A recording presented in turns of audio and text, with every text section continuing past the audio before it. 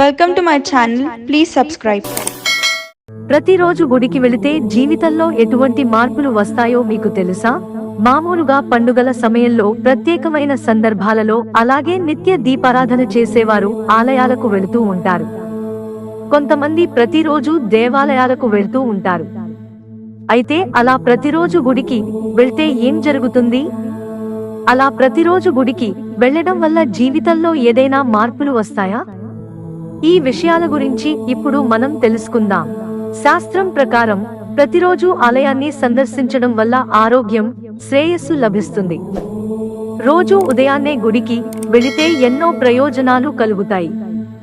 హిందూ విశ్వాసం ప్రకారం బ్రహ్మ ముహూర్తంలో స్నానం చేసిన తర్వాత ఆలయాన్ని సందర్శించడం ద్వారా బ్రహ్మ జ్ఞానం లభిస్తుంది. దీని కారణంగా వ్యక్తి మానసిక అభివృద్ధితో ఏకాగ్రత పెరుగుతుంది.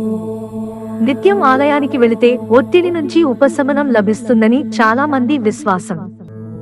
రోజు ఆలయాన్ని సందర్శించడం వల్ల మనకు క్రమశిక్షణ, స్వీయ నిగ్రహాన్ని నేర్పుతుంది.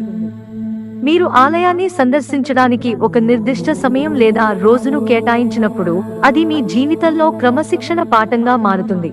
దేవాలయానికి వెళ్లేటప్పుడు పేదలకు, అభాగ్యులకు అన్నదానం చేయడంతో పాటు ఆలయంలో భగవంతుని విగ్రహం ముందు నమస్కరించడం వ్యక్తిలోని అహంకారాన్ని నాశనం చేస్తుంది.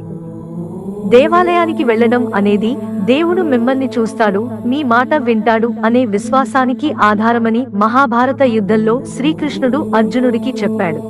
మనస్సులో ఈ అనుభూతిని పొందే వ్యక్తి భగవంతుని పట్ల భయాన్ని కూడా పొందుతాడు. మీరు మంచి పనులు చేయడానికి ప్రేరణ పొందుతారు, ప్రతి పనిని ధర్మ మార్గంలో చేస్తారు.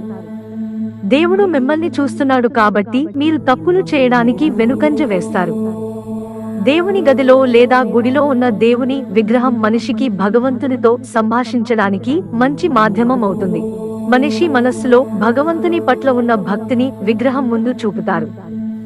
ఇలా చేయడం వల్ల చాలా మందిలో సానుకూల దృక్పథం పెరుగుతుంది. విగ్రహం ద్వారా భక్తులు భగవంతుని అనుగ్రహాన్ని, దైవిక శక్తి ప్రకంపనలను పొందుతారు. అలాగే మనం గుడికి వెళ్ళినప్పుడు నేలపై కూర్చొని మౌనంగా ధ్యానం చేయడం, గ్రంథాలను చదవడం, భగవంతుడిని పూజించే ఆచారాలలో నిమగ్నమై ఉండటం చాలా మంది వ్యక్తులపై వినయపూర్వకమైన, ప్రశాంతమైన ప్రభావాన్ని చూపుతుంది. ఇది ఒక వ్యక్తిలో శాంతి భావనను సృష్టిస్తుంది. దేవాలయం అంటే చాలా మంది వచ్చి తమ కుటుంబాల కోసం, తమ శ్రేయస్సు కోసం ప్రార్థించే ప్రదేశం.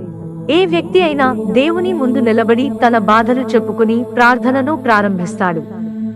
కొంత సమయం తరువాత వ్యక్తి ఆలయంలో సానుకూల ప్రకంపనలను అనుభవిస్తాడు. మిత్రులారా, మాకు మీ సహకారం అందించడానికి వీడియోను లైక్ చేయండి.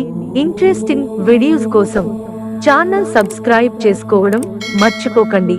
ధన్యవాదాలు.